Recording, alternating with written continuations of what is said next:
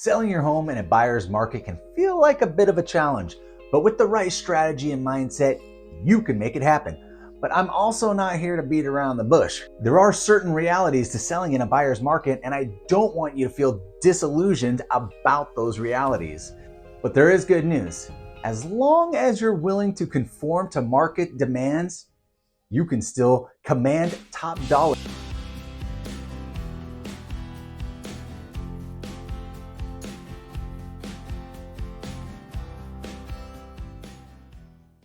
Hey, I'm Trevor Snyder, a local broker in the greater Orlando area.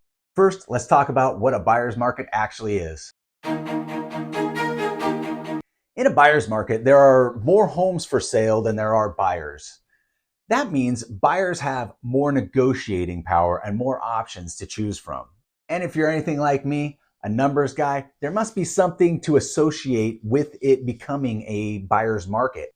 And that is, historically, a months of inventory. The lower the months of inventory is indicative of less homes for sale and more buyers shopping.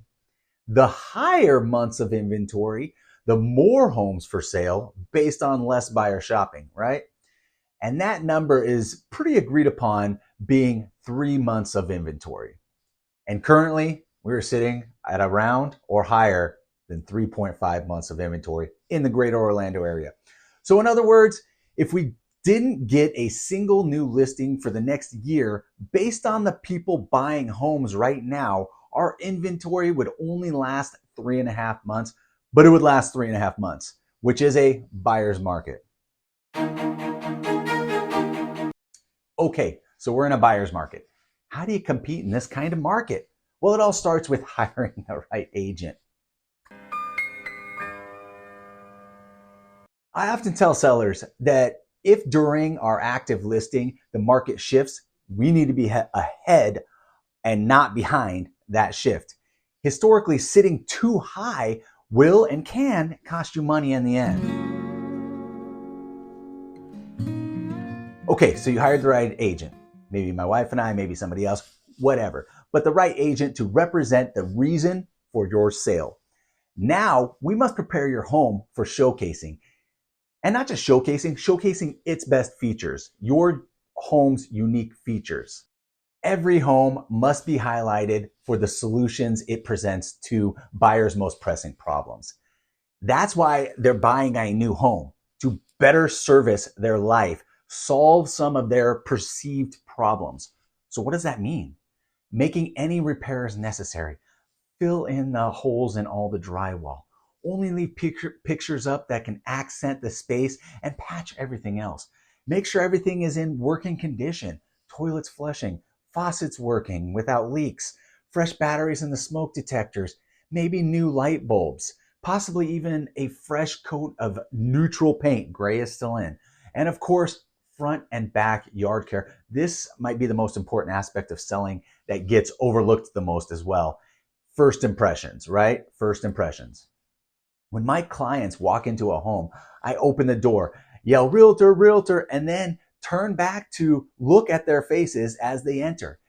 His face typically doesn't matter as much because he'll want to see the whole house regardless. There might be features down the road that might appeal to him, but her face will tell you within a few seconds whether you want to walk around the rest of this house or not. We need her to enter your house in awe and want to see the rest of the house. If we must disappoint a buyer, it must be in the middle of the showing. Impress in the beginning and impress upon departure, leaving those two lasting impressions.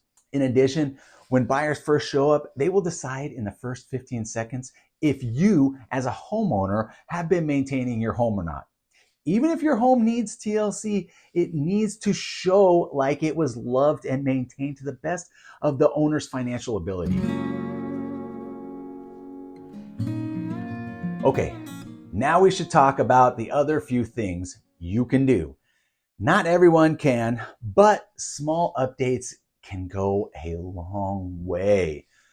New light fixtures, paint, faucets can add to all sorts of different appeals. Always declutter, even box stuff up and stack the boxes in the garage. People understand a messy garage and they want to see the space in a way they can imagine utilizing it. This goes without saying. Clean, clean, and clean some more. Make your home shine. Once again, a clean house gives a perception of a well-maintained home. People are afraid of what they can't see. So if you have a hoarder's nest, people get scared that there is problems where they can't see. Also, they begin to think you spent your money on stuff and not the house. Go so far as to clean your fan blades, blinds, and ledges that often collect dust and don't get cleaned ever. People will look. They will look under your sinks to see if there's anything leaking.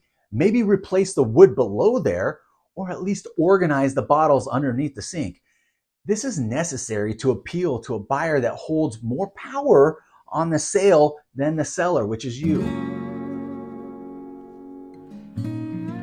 And I guess that brings us to everyone's favorite point, pricing.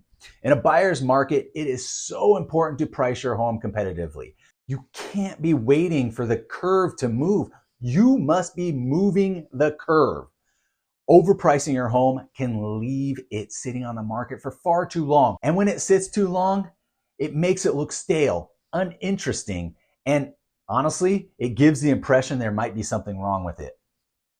Why don't other people want my home?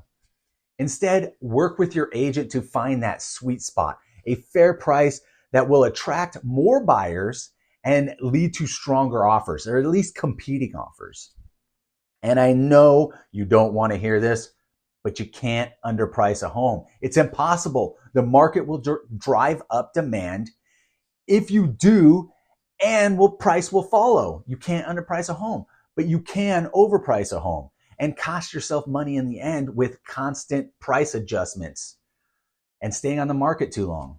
In a buyer's market, try to estimate what next month's price will be and price this month according to the trends of that specific area.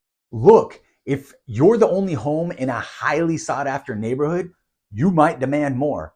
But in most cases, you're pricing down on the curve in a buyer's market and hoping for multiple offers to drive the price up a bit, but pricing down on the curve.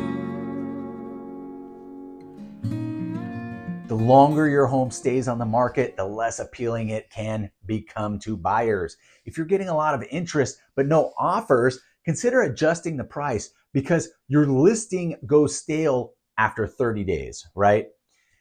At the same time, in a stable market, homes do stay on the market longer. They do take longer to sell, and you have to understand that going into the listing of your home. A certain amount of patience is required. Before COVID, the average days on market was closer to 100 days.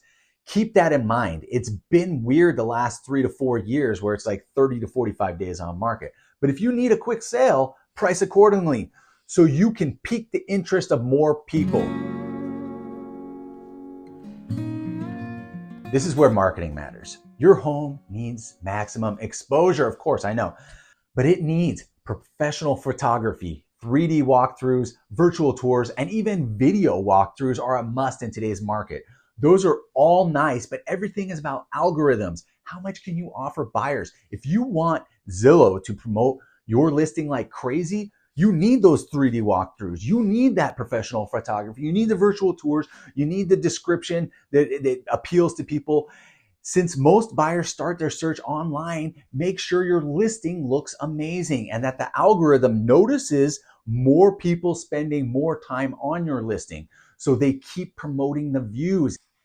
And it works this way on almost any platform. You have a $300,000 house? Yeah, your video marketing through us is going to run us about $700 after everything is said and done, because you need that to get to the top for the most amount of buyers to see your home. But what's $700 to a net that can go astronomically higher than that in a sale? In a buyer's market, oftentimes it's more than just about the price. It's oftentimes about the terms.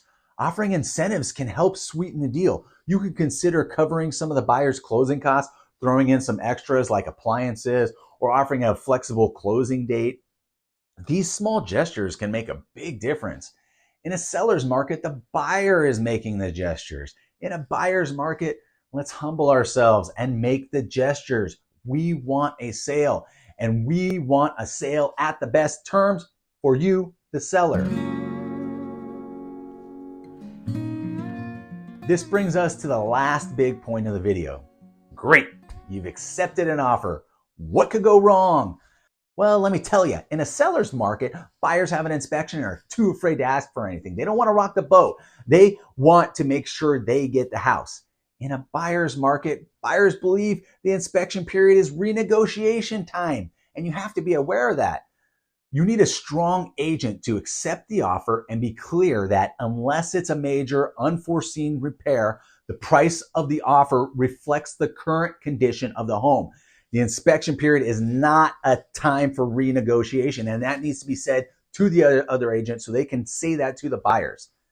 This is important because a lot more deals are going back on the market after going pending nowadays in a buyer's market. Consensus between buyer and seller is a lot more tumultuous in a buyer's market. Your negotiations need to be spot on, and your agent must know the contracts to protect you. At the end of the day, selling in a buyer's market isn't impossible. With the right strategy, a little preparation, and a great agent by your side, you can still get the deal that you've been looking for. In every transaction, something will come up, and hiring an agent to provide more than adequate solutions is vital. Thanks for watching. We are Trevor and Jessica with the Locals Group at LPT Realty. If you have any questions about selling or buying in a buyer's market or need help, please reach out and we'd love to help you. Also, this is my time to say, if you've enjoyed the video or gotten anything out of it, like you've learned anything, please, now is your time to subscribe, like, and leave us a comment because we would like to comment back. Either way, we'll catch you in the next video.